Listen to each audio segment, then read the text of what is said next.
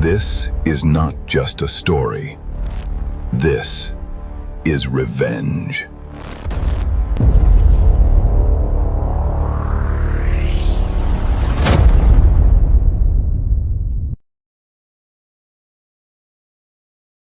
The night I sat across from my so-called sister, I wasn't nervous. I wasn't angry. I was just watching her face, watching the exact moment her whole world was about to collapse. And mine was too. Because what she was about to tell me, the thing she'd driven 4 hours to say to my face, wasn't even going to be the most shocking thing that happened at that table. Not even close. By the time she finished talking, we weren't sisters anymore. We were strangers. And the man responsible for all of it? He had no idea what was coming for him. Okay. Let me back up. My name is Layla, and for 31 years of my life, I had one sister. One family. One truth. Her name was Dana. Dana was 2 years older than me. She was the golden one, straight A's, married well, nice house in the suburbs, automatic sprinklers that went off at exactly 7 a.m. every morning. I always teased her about those sprinklers. She didn't think it was funny. That was Dana. Everything had to be perfect. Her life looked like a Pinterest board that never had a bad day. And me? I was the other one. The artist. The one who moved cities every few years, worked freelance, had plants instead of a 5-year plan. But she was my sister. So none of that mattered. We talked every Sunday, spent every Thanksgiving together. When our mom got sick 3 years ago, we sat in that hospital waiting room side by side, drinking terrible vending machine coffee, not saying anything. You don't have to say anything. That's what sisters are for. And her husband, Marcus? He was fine, always fine, not warm. The kind of man who shakes your hand instead of hugging you. Talks about his investment portfolio at dinner, says things like that's not how the real world works whenever you discuss anything that matters. I didn't love Marcus. But I didn't hate him either. He was just Dana's husband until he decided he wanted to be something else entirely. It started about 14 months ago. I'd just moved back to Atlanta, first time living in the same city as Dana in almost 8 years. Freelance work let me work from anywhere, so I figured, why not be close to family? Mom was doing better. Dana seemed happy. It felt right. About 2 months after I settled in, Marcus started texting me. At first, nothing weird. Normal stuff. Do you know a good electrician? What should I get Dana for her birthday? Normal. Brother-in-law stuff. But then it shifted. He texted me at 11 at night once. Said he'd been thinking about a conversation we'd had at dinner. Then said, and I remember this because it felt off even then, you're the only one who actually gets it. I didn't reply until morning. Next week, he asked if I wanted to grab coffee. Without Dana, those were his exact words. She gets bored when we talk about this stuff. I said no, but here's where I made my mistake. I told Dana. And she laughed. She actually laughed and said, that's just Marcus being Marcus. So I let it go. I should not have let it go. 3 months later, Marcus wasn't texting me anymore. He was texting someone else. I only found out because Dana called me crying, not soft crying. The ugly, gasping kind, the kind you only cry when something breaks inside you that you didn't know could break. She'd found messages on his iPad. He'd left it logged in by accident. She was just checking the weather. And there it was. Months of messages. To a woman named L. No last name, just L. Detailed. Intimate. The kind of thing that only exists between two people who have crossed every line together. I drove to her house that night. I held her while she cried. And in the back of my mind, I'm not gonna lie, something cold sat in my stomach that I couldn't explain yet. Because L. My name starts with L. I shook that off immediately. That was crazy. Marcus and I had barely spoken in months.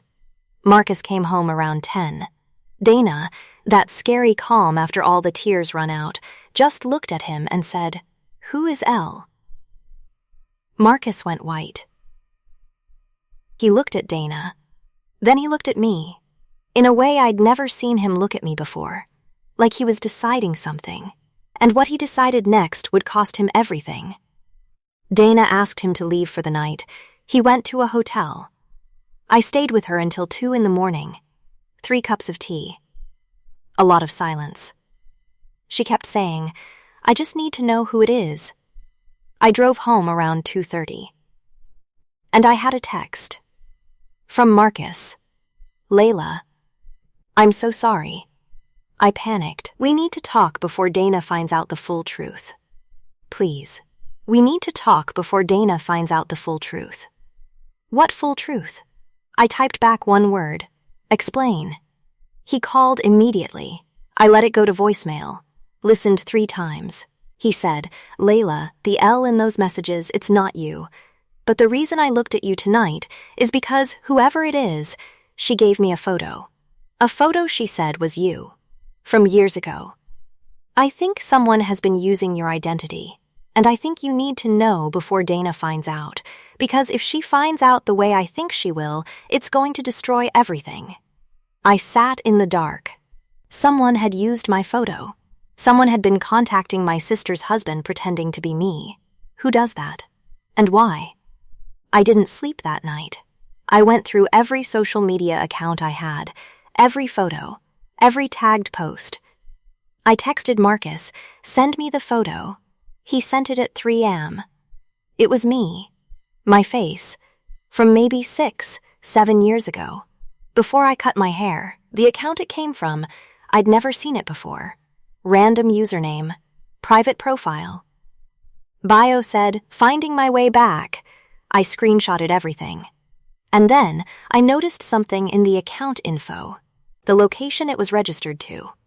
A small town in Ohio, specifically the town where I was born, but not where I grew up. My family moved when I was 3 months old. I'd never actually lived there. My parents never talked about it. Why would someone from my birth town have my photos? I called my mom at 8 am sharp. She answered. I said, "Mom, I need to ask you something, and I need you to be completely honest." Silence. Just a beat too long. What's wrong? Not what do you mean? Not what's the question. Just what's wrong? Like she already knew something was coming. I asked about Ohio. I asked why someone from my birth town would know who I was. I asked if there was anything she hadn't told me.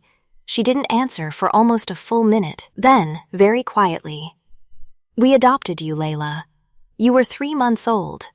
We always meant to tell you. But the years went by, and you were just ours." I said, "Who was the biological mother?" Another long silence. Her name was Carol. Carol Webb. I grabbed my laptop, typed the name, added Ohio, hit search. First result, an obituary. Carol Webb. Passed away 2 years ago, survived by her daughter. One daughter, listed by name. I read the name out loud in my empty kitchen, and the room tilted. Because the daughter's name, the one surviving relative of Carol Webb from that small town in Ohio, her name was Dana. Let me sit in that for a second. Dana. My sister. The one with the sprinklers and the Pinterest board and the marriage that was currently falling apart. Dana wasn't just my adoptive sister. Dana was the biological daughter of the woman who gave birth to me, which made us half-sisters through a mother neither of us had ever known together. The woman I'd grown up calling my sister, she was the universe's doing, planted beside me in a way nobody in our family had ever fully understood. I called Dana immediately. She picked up on the first ring, sounded exhausted. I said, "Dana, I need to come over right now. I found something, and I need to see your face when I tell you." She let me come. I sat at her kitchen table, the same table where Marcus had been silent the night before. And I told her everything. The photo. The account. Ohio. Carol Webb. The adoption. I watched her face the whole time, and here's what I saw. Not shock. Recognition. Like someone watching the last piece of a puzzle drop into place.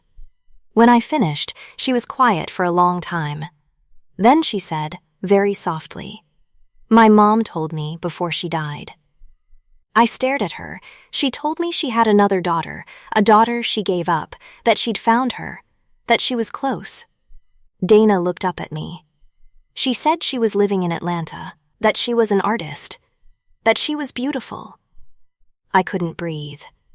"My mom knew who you were, Layla. She found you. She watched you from a distance. She never reached out because you had a family. But before she died, she told me." "Why didn't you tell me?" I whispered. "Because I was scared that if you knew the truth about where you came from, you'd stop needing me." And then she said the thing that cracked me completely open. "I don't think Marcus was talking to some stranger. I think whoever made that account, whoever used your photo, I think it was my mother. Before she died. Testing him. Because she knew you were going to be in my life. And she wanted to know if he was safe." A dying woman. Using my photos. Testing her daughter's husband. To protect a daughter she'd never met, who was sitting at that table right now. We called Marcus that afternoon. Both of us. Together.